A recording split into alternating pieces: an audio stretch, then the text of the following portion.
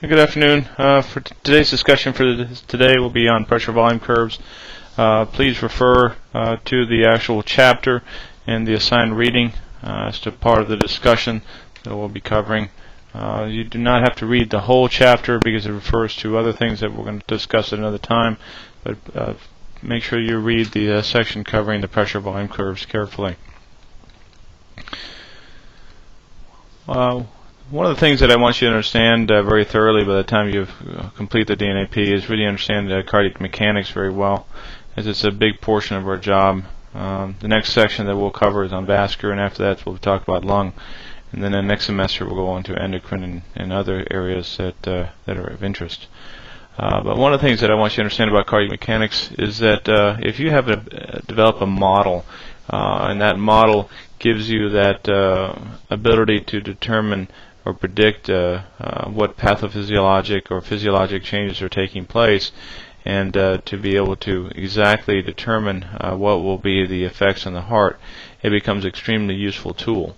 So cardiac mechanics really gives you the ability to really predict physiologic as well as pathophysiologic responses. The way to do that is by understanding fully how preload, afterload, contractility, and heart rate really begins to affect the heart.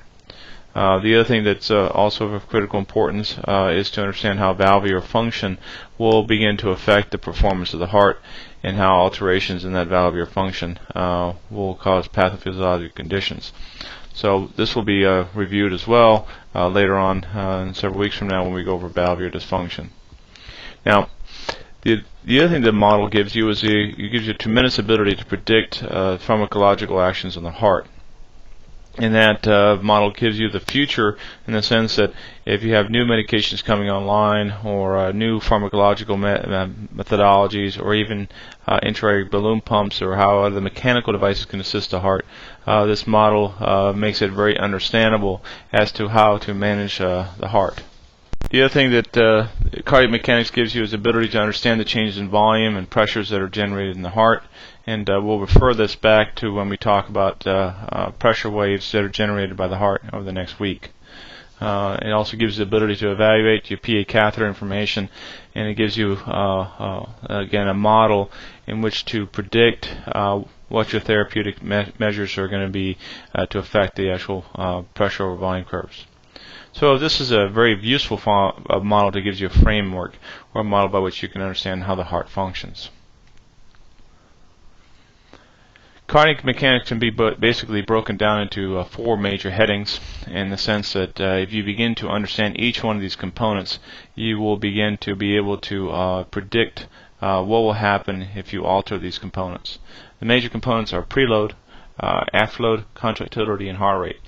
Anytime we should discuss in the future cardiac function, we will always refer back to these major 4 points of preload, cardiac contractility, afterload, and heart rate. Now, one of the things that is a very useful model, because it includes all four of these major headings, are pressure volume curves.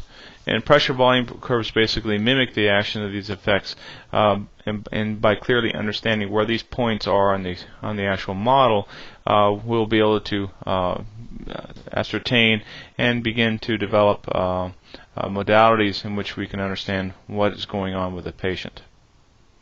The first thing I'm going to draw for you is the pressure volume curve is simply the axis. If you look at the axis, the XY axis, you have on the x-axis you have the left ventricular volume, and on the upper axis, on the y-axis, you have the left ventricular pressure that's being generated. What you're seeing here in this graphic format is a representation of what's called Starling's law, and we talked about this in the length-tension relationships in the previous discussion the last hour. Particularly look at how the preload line is created, and that preload line is created based on sarcomere length. But when you take the heart function itself, you're looking at the global sarcomere length, which the optimal area would be right in this red line here, which would indicate the maximal point of cardiac output, which is what Starling curve indicates to you. So preload lines are basically is the same discussion that we had previously before. where it actually indicated to your sarcomere length. But when you're looking at the preload line for the pressure volume curve, you're actually looking at the global sarcomere length for that ventricle. In this case, we're talking about the left ventricle because it applies based on the volumes that you're looking at. So this is the intraventricular volumes that are being generated, as well as the left ventricular pressures that are being generated by that ventricle. When we talk about different ventricles, such as the right ventricle, the right atrium, or left atrium, you really need to redraw your graph and create a new model for that chamber because there's different pressures that are generated as a consequence to that. Okay. What I've drawn in this picture for you is that generated pressure waves here of 50, 100, and 150. And also the volume going this way gives you an idea of an estimation of a volume that's inside the left ventricle. If you look at these preload lines right now, this preload line is indicating to you the exact points in time that would generate if the person had a maximal preload, let's say at this point where the arrow's at, the maximal pressure that would be generated via the cardiac output would be up here. As you can see, as the preload goes up, just like starting law states, the actual stroke volume or cardiac output rises. Okay. What starting law does not tell you is that once you exceed a certain point, which in this case is the failure point, which is drawn in this red line, the actual cardiac output begins to fall, okay, which is due again to sarcomere length. Now you're over-distending the sarcomere length, and at that point the ventricle loses ability to contract at maximal efficiency. The next part of the the pressure volume curve discussion is exactly how the actual cardiac cycle is presented as part of the pressure volume curve. Okay. When you look at this pressure volume curve, it's going in a counterclockwise direction in comparison to the normal cardiac cycle, which goes in a clockwise direction with time. If you want to split it up into two components, you want to split up the time period between systole and diastole, which being systole would be the time of contraction of the left ventricle with eventually complete emptying of the left ventricle, and with diastole beginning to be discussed as the point of where the aortic valve closes is when diastole begins. So based on that brief description, we'll start our diastolic discussion first. This point here on the graph that's demonstrated by where the arrow's at is that portion, the point where the aortic valve is closed. Okay. The heart then goes through a period of what's called isovolumetric relaxation. This is a period of time where the volume does not change in the ventricle, is why you see the line going vertically downwards. The reason that the left ventricle does not fill with any kind of volume at that point is simply because the aortic valve is closed, as well as the mitral valve is being closed. Right at the bottom of this curve, where it reaches the preload curve, this is where the ventricle will begin to start to accept volume right after the mitral valve opens. So right where this arrow is at right now is the mitral valve opening point. The ventricle then fills passively for approximately 80% of the time period. Okay, during that 80% filling time, the ventricle continues to increase in volume and increases in pressure in the left ventricular pressure. The last 20% of the time is spent due to atrial contraction, which eventually reaches the maximum preload point, which is indicated here, and at which the mitral valve closes. Okay, so mitral valve closing is indicated by this area right here. Okay. Mitral valve closure is indicative of the end of diastole. So as a consequence, now we're talking about beginning of systole. Systole begins when the left ventricle begins to contract. There's no change in volume in this case right now, so this is called isovolumetric contraction period. The reason it's called the isometric contraction period is because there's no way for the ventricle to empty the volume out of the left ventricle, either through the mitral valve if it's properly closed, and because the aortic valve still remains closed. This is the time of maximum utilization of energy by the heart So anytime you increase this portion of the curve, of this pressure volume curve, you indicate that you're increasing cardiac workload. Eventually you hit the point of aortic valve opening.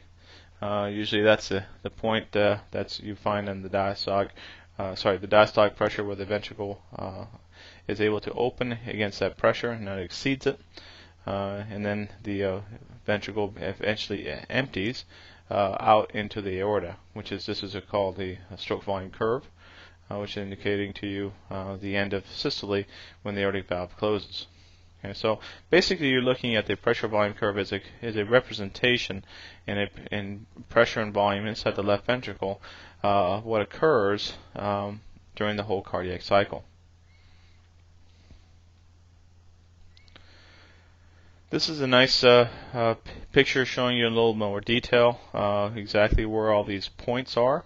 And I want you to very carefully pay attention to all these points, because when we talk about valvular dysfunction, we'll come back and discuss how these actual valve closure or opening points are important to certain pathophysiologic conditions. Again, to reiterate, this is a pressure volume curve showing a counterclockwise direction. This area here in this triangle is the systolic period between the mitral valve closure point and the aortic valve opening point. And during diastole, here it's between the aortic valve closure to mitral valve opening and eventually to mitral valve closure.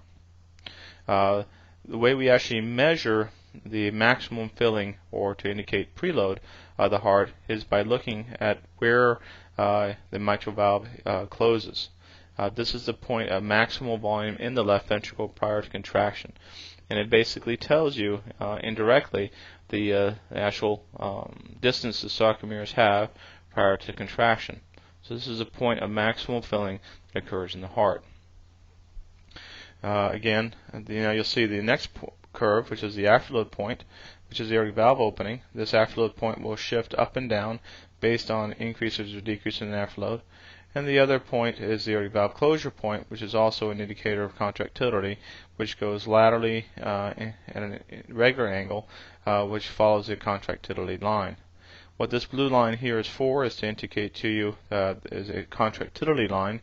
And contractility lines are different than the actual Starling's curve. Okay, Starling curve has to do with preload volume, and it's not has to do directly due to the actual contractility line. There is effects on the Starling's curve based on alterations in contractility, but those lines do not overlap. Now, one of the things that we look for points of significance when looking at pressure volume curves is that it has three major identifiable points. You can identify the preload, you can identify the afterload, and you can identify the contractility point as well. When we actually begin to describe what changes that occur in preload, it'll make more sense, and it'll begin to accept the actual changes that occur in each one of these points, and how that can be used to predict the eventual effects on the model that we begin to describe.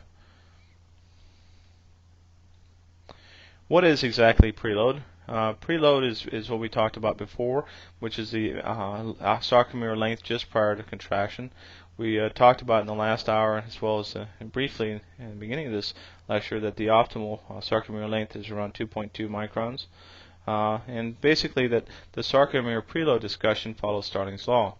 As you increase the actual distension of the sarcomere, the greater the stroke volume is usually, until you get to the point of overdistension, and at which point then you're talking about a loss of effectiveness of the ventricle as a consequence of a drop in stroke volume.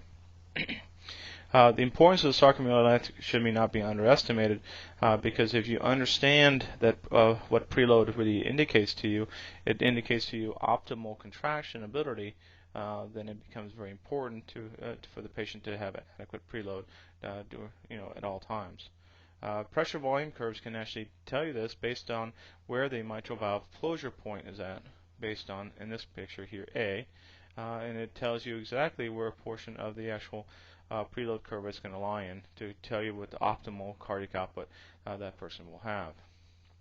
Now, what we actually measure for us in clinical is we have a hard time measuring a pressure or volume curve, but what we can do by this model is we begin to understand where left ventricular end diastolic pressure is in correlation to left ventricular end diastolic volume. One of the things that we can measure more directly, which indicate more of the actual volume in the ventricle that would be inside the ventricle, it would still be an indirect measurement since it's not really measuring sarcomere length, but volume would be actually preferable to pressure because of the difference in the compliance curves that are generated by the right or left ventricle. Okay. The best way to actually measure left ventricular end diastolic volume is coming down the pike is via echocardiography, and we seem to be able to do 3D echocardiography in present right now, which should be able to give us a very reliable volume inside the left ventricle. Unfortunately, the technology is still a few years away, and the expense side is fairly high, so we're anticipating in a few years, though, we should have that readily available in the operating room. Okay. The next best thing that we have to measure is what we call the left ventricular end diastolic pressure. And what I want to go back one slide, is to show you how this works. Okay? If we are actually describing the point in time as where preload occurs, is the point where the mitral valve actually closes, and that would be indicating to you the maximal stretch of the sarcomere, and this would be indirectly measured via left ventricular end diastolic volume. Then you can see this point goes straight down, this is the x-axis, which measures volume. So that would be an indicator of left ventricular end diastolic volume. But in correlation to that, on the other y-axis is the left ventricular end diastolic pressure. Okay, so that's your measurement in comparison to your volume. Okay, now pressure and volume can give you some degree of information in the sense that pressure is correlated directly with increases in left ventricular end diastolic volume. So as a consequence, we can sort of infer from that what the actual preload volume is inside the ventricle. Now, what we actually do to do that is to measure it using PA occlusion pressure. And specifically, when you're looking at PA occlusion pressure, and we'll talk again about PA waveforms over the next week or two, this will come back for this discussion. Okay, a PA occlusion pressure is basically measuring at the C wave mitral valve closure point. So in essence, it's measuring the left ventricular end diastolic pressure. When we talk about compliance of the ventricles, it'll become more understandable to you why we tend to prefer to using the left ventricle most of the time, simply because the compliance differences are the left ventricle is less compliant. So as you change the volume, you tend to get a more rapid change in pressure.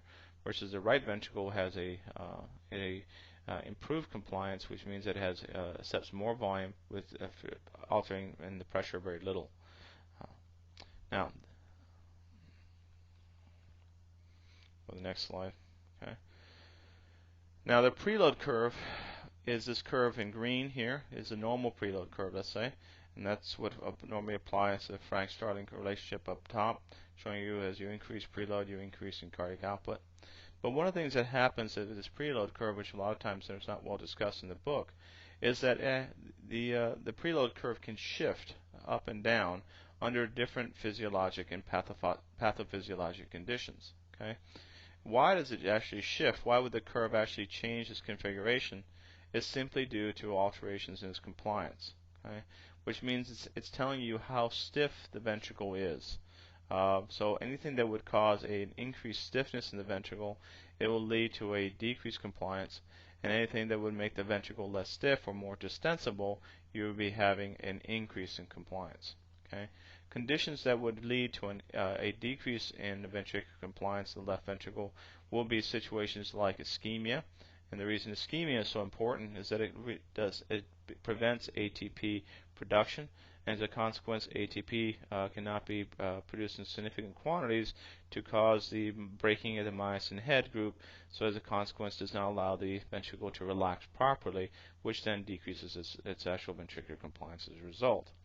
The other possible extraneous factors, which is external compression, including a pleural effusion or a pericardial effusion or tamponade, can also decrease the actual compliance of that pressure volume curve.